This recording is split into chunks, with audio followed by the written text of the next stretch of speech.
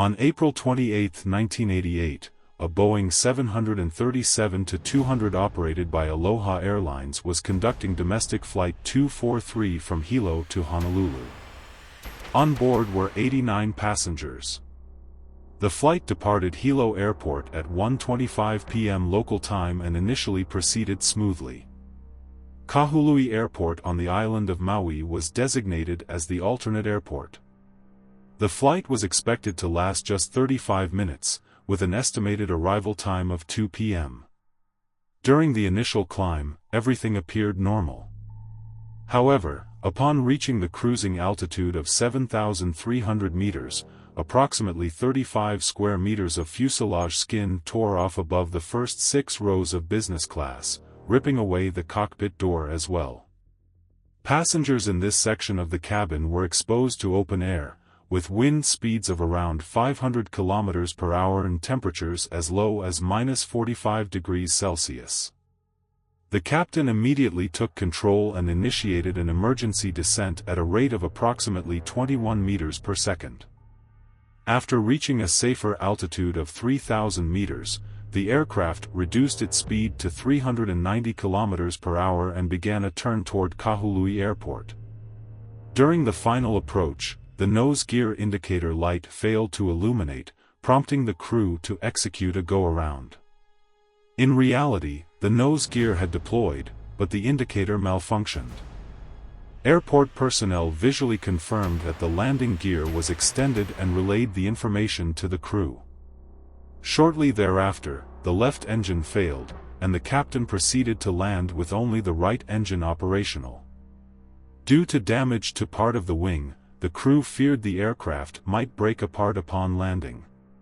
Despite these challenges, Flight 243 successfully landed at Kahului Airport and came to a stop using brakes and reverse thrust from the right engine. There were 95 people on board.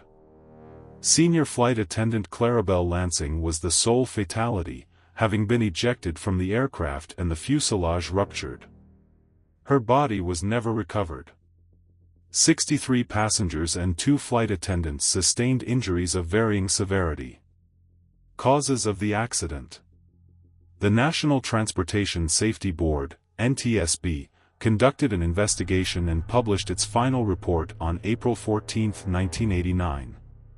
According to the findings, the primary causes of the accident were corrosion of the metal caused by exposure to the marine climate, poor quality epoxy bonding of fuselage components, fatigue of rivets due to frequent takeoff and landing cycles.